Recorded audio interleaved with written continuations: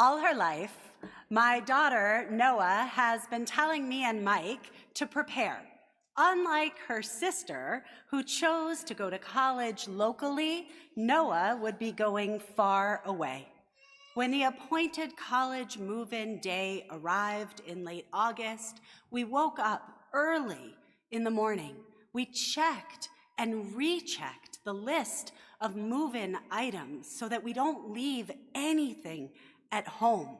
We packed up our car for the drive to Boston College. From Noah's dorm to our house is 0.6 miles, which you never would have guessed from the way our trunk was filled to the brim, stacked tighter than a Jenga game. Everything in the car was carefully packed and covered, except for 2 big, white, fluffy throw pillows, which we gently and gingerly lay into the back seat. Now, there are people who can pull off white, and my daughter is definitely one of them. But as we were taking the pillows to the car, I turned and I asked Noah, "Are you sure these are what you want to bring? You know, a lot can happen in a year. What if you fall asleep with mascara on? What if a pen leaks? Are you really sure that you want white?" "Yes," she replied, "absolutely." So there we are on move-in morning, and we pull into campus and are greeted by scores of chipper young men in bright t-shirts, you know the type, with smiles so broad that they almost convince us that the single most exciting thing that they could be doing with their lives is lugging freshman luggage up 3 flights of stairs. They bound up and down so quickly that before we know it, the car is nearly empty, so much so that Mike and Noah decide to stay up in the dorm as 2 of the movers return to the car drenched in sweat. They smile and they stretch out their arms, which are covered in schmutz from all that schlepping. I look in the car, they look in the car, and we see all that's left are those 2 spotless white pillows. We freeze for a moment, just looking. What do we do here? Until finally I say, no thanks. I think we'll take these up ourselves.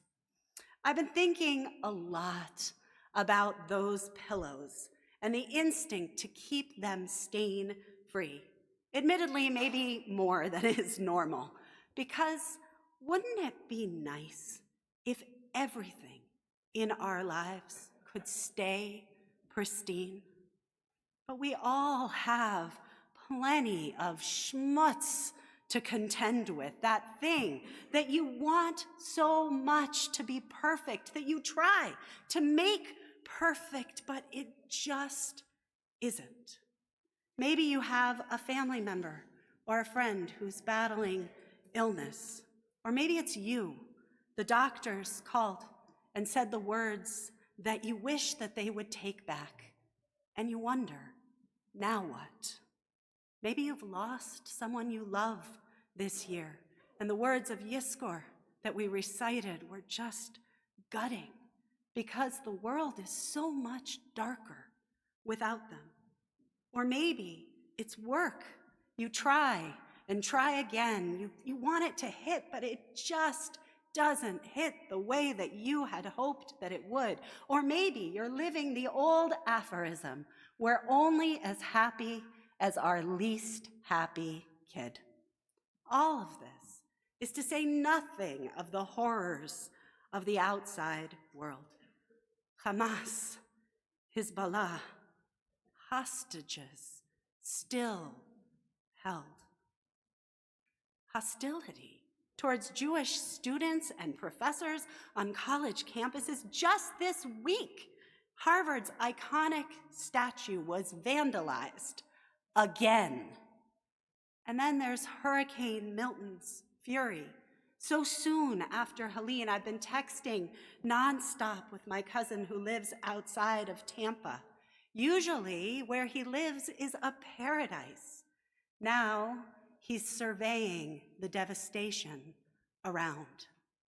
Each of us is different, but I'd wager to guess that for each of us in some way, on this day of reflection, we don't have to look hard to see the stains.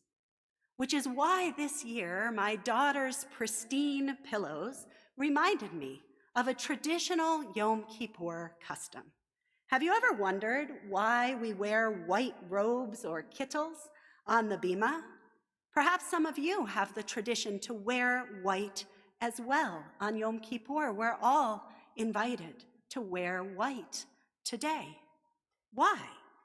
According to the Shulchan Aruch, a code of Jewish law, it turns out that angels, if angels are dressing, they wear white.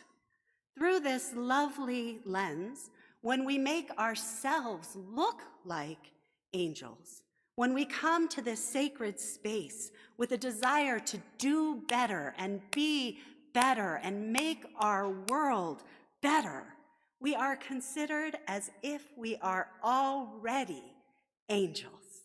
Nice, right? There's also a second, decidedly less lilting explanation. The white kittel is a garment for the dead, reminding us of our mortality, driving home the unassailable truth that purity is the province of another world, not ours. In this tension between these two explanations, I think are three potential approaches to our lives that are particularly helpful at this hard season.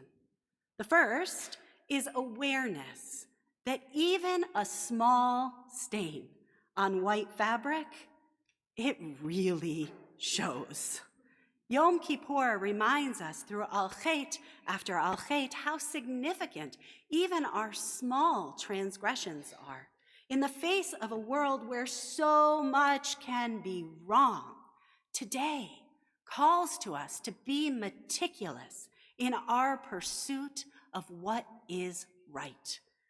In a world filled with schmutz, we must be the light. Then there's the white glare of that kittel, symbolic of how short our time here really is, which means that we don't have time to give up. We don't have time to waste. It is true that white fabric is vulnerable. It gets dirty. Life sometimes gets dirty, but that white fabric gets dirty in order to remind us that it is washable. That is why God created bleach. One of the most powerful messages of Yom Kippur is that throughout the year, if notwithstanding all of our worthy aspirations, we haven't gotten there, today we do laundry. Today we put on white in order to invest in hope, even or perhaps especially when it's hard. Rabbi Lord Jonathan Sacks reminded us that hope is not naive. Optimism, he says, is the belief that things will get better. Hope is the belief that if we work hard enough, we can make things better. And when it's hard to believe that, when our energy is flagging, when we're feeling hopeless, we can turn to each other. Author Simon Sinek shared a story about a friend who was struggling. They arranged to meet weekly. She would talk for an hour, and he would try to cheer her up. And it would work for a day or two. But the week would go on, and she would read the news. She'd go back to work, and all of the old feelings would come rushing back. He started to get demoralized himself. I mean, who was he to think that he could help? And then one day, he came up with an idea. He called and said, "Listen, it's great that we get together for an hour and you talk and I listen and I try to help. But there's some stuff going on in my life too.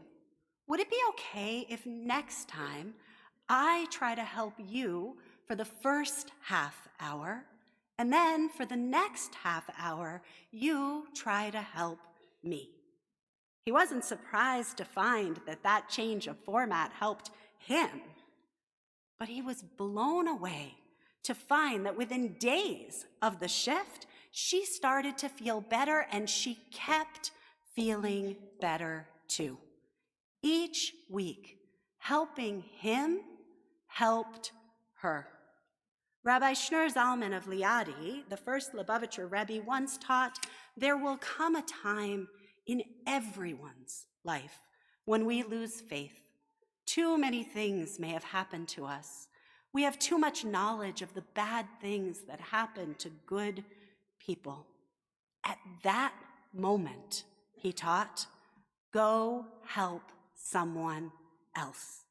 Go take care of someone who is sick. Go visit someone who's lonely. Go do an act of tzedakah, of chesed. And today's white clothing reminds us, do more of that.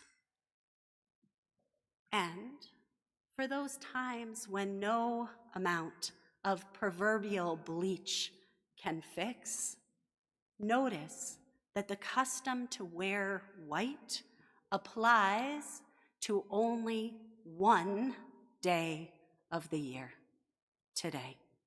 A day that we're not eating or drinking anything that could spill on our fine whites.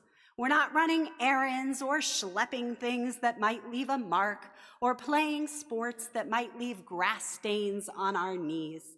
The other 364 days, we wear all kinds of colors, accepting that stains are a result of living.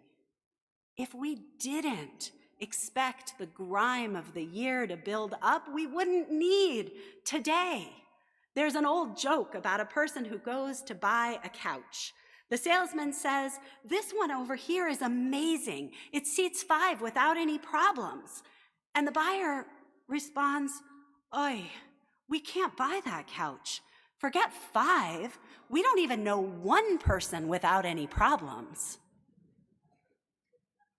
Maybe embracing that is the third takeaway. When we cannot change the schmutz, we can wrestle from it something purposeful. For the things we can't undo, for the things that hurt, for the things that we rather would have done without, there's a possibility of what therapists call post-traumatic growth. I have a scar at the top of my left ankle from when I was about 12. In our small shul, there was an elderly lady who held a weekly synagogue fundraiser, Rosie's Garage Sale.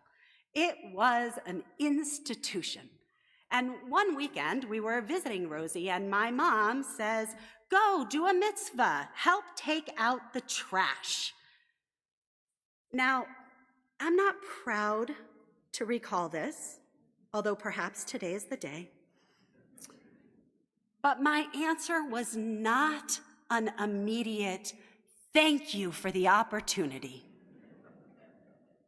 I huffily pulled the bag out and stormed out the door, carrying it in front of me, and a few steps down, the top of a discarded can in the bag sliced my ankle, requiring a trip to the ER and a number of stitches. In the days and years since, every time I look at that scar, I remember my ungenerous reaction. And every time I look at that scar, I commit to do better. And every time I look at that scar, I remind my kids to put the top of the can inside before throwing it in the trash. Where are your scars? And what can they teach you? Noah didn't bring white pillows to campus convinced they'll just get schmutzed. Why should I bother? It's true, they could. But if they do, she knows where the washing machine is located. At my house. She believes it's worth trying. What if, in our own lives, in our own ways, we could believe that too? Today, this holiday invites us to put on our whites, literal and metaphoric, to grow through what we go through and embrace again the timeless tradition of our people, hope in good times, and maybe even more importantly, in hard times too. Shana Tova, Gamar Chatima Tova. We rise, page 347.